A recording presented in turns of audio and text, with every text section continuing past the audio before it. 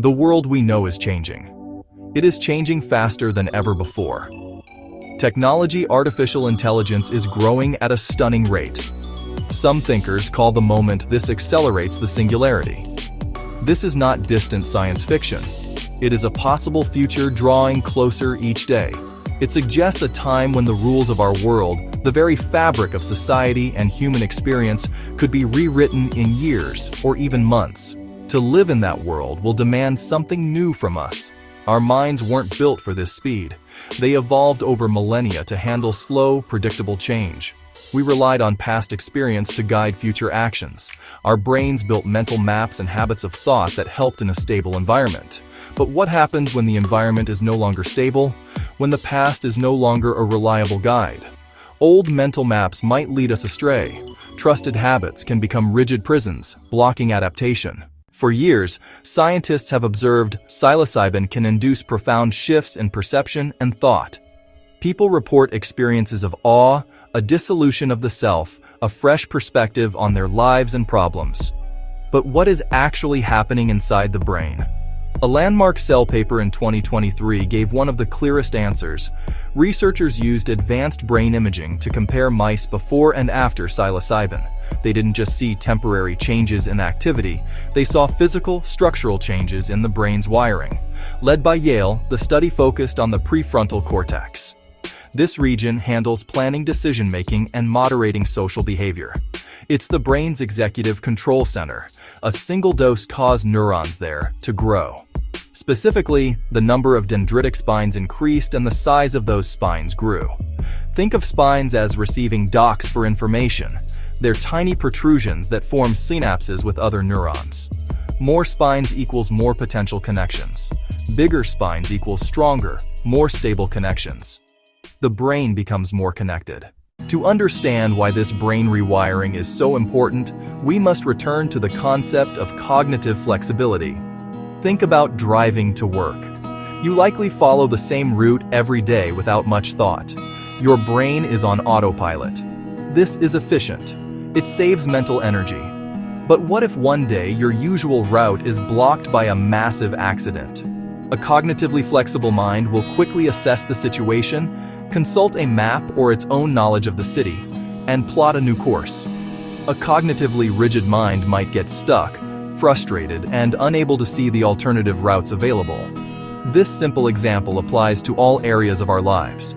We have autopilot routes for our emotions, our beliefs, and our relationships. These are our mental habits. Many of these habits are formed by powerful feedback loops in the brain. A feedback loop is a circuit where the output of a system feeds back to influence the input. In the brain, this often means that what we expect to see influences what we actually see. Our past experiences create a model of the world, and our brain uses this model to predict the future. This is why we can finish other people's sentences or catch a ball thrown our way. Our brain is constantly predicting. But this predictive power comes at a cost. When our predictions are strong, they can overpower new information. Our past is not written in stone. It is written in the soft tissue of our brains. And what is written can be edited. This is the core idea behind memory reconsolidation. For a long time, scientists thought long-term memories were fixed. But research over recent decades shows that's false. Every time we recall a memory, it becomes fragile and malleable. A short window, a few hours. During that window, the memory is rebuilt before being stored again. This is memory reconsolidation. It's a feature, not a bug. It lets us update memories with new information. Learn a detail was wrong, and you can change it. Next recall. But that window also creates a therapeutic opportunity. Facts may be hard to change. Emotions are not. Fear, shame, sadness. A therapist can guide recall and add new context to rewrite the emotional soundtrack. Psilocybin could powerfully catalyze this.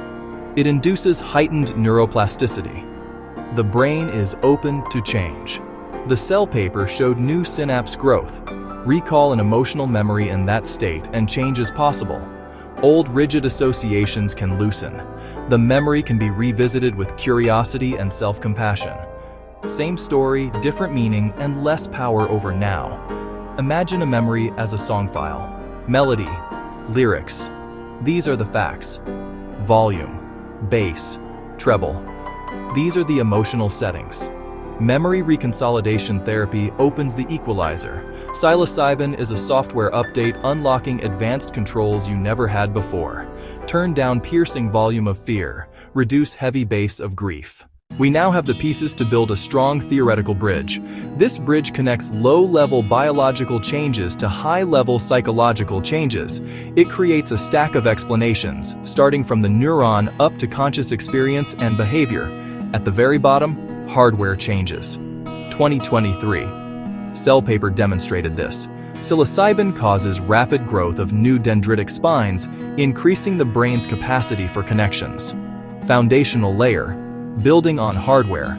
Changes in network dynamics, the brain's operating system. Research since 2012, Carhart-Harris et al., shows psilocybin decreases integrity of networks like the default mode network. It produces a more entropic, flexible brain state. Weakening of top-down feedback loops. Strengthening of bottom-up sensory processing. The brain's software prioritizes new data over old models.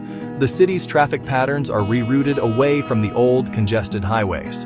On that OS, we can run new applications. This is where we see measurable increases in cognitive flexibility and adopting new perspectives post-psilocybin. A highly plastic brain state lets us edit the emotional code of painful memories. Together, these layers form a coherent model. Why does any of this matter for the average person facing a rapidly changing world? It matters because the singularity, or any period of intense, accelerated change, will fundamentally challenge our ability to adapt. Our old ways of making sense of the world may become obsolete. The careers we trained for, the social norms we grew up with, the political systems we trust, could all be transformed in the span of a single generation or less. Survival and success will depend less on what we know, and more on how quickly we can learn and unlearn. A mind that relies on past programming will be at a severe disadvantage. Imagine an AI that can learn and adapt 1,000,000 times faster than a human. How do we coexist and cooperate if our minds are stuck in rigid loops of thought? We may be unable to comprehend the new reality, reacting with fear and denial. The emotional baggage of our past, our traumas, our prejudices, our cherished but outdated beliefs could act like an anchor holding us back while the world rushes forward. This is where a tool like psilocybin, used carefully and intentionally, could play a role.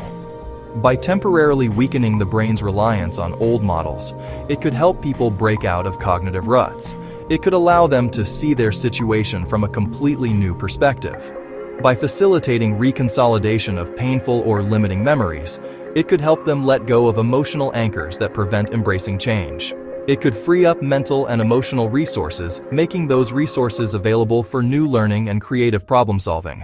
The potential of psilocybin is profound, but the risks are just as real. This is not a substance to be taken lightly or without deep respect. The same power that can open the mind to new possibilities can also open it to terror and confusion. A bad trip is not a trivial event. It can be a deeply distressing and psychologically destabilizing experience. The brain's heightened plasticity, the dissolution of familiar structures, including the ego. This can leave a person feeling vulnerable, paranoid, lost. These experiences can be harmful if they are not handled with care and expertise. The research studies that have shown such promising results do not involve people taking mushrooms at a party. They take place in carefully controlled clinical settings. Participants are screened for psychological vulnerabilities, for example, a personal or family history of psychosis. Such vulnerabilities could be dangerously exacerbated by a psychedelic. The sessions are overseen by trained guides or therapists who create a safe, supportive environment and who help a person navigate difficult psychological terrain should it arise. This framework is often called set and setting. The therapeutic process does not begin and end with the session itself.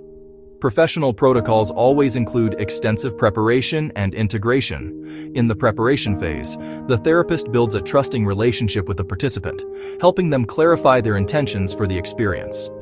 After the session, the integration phase is just as critical. making sense of the insights and emotions that came up and finding ways to translate them into lasting changes in everyday life.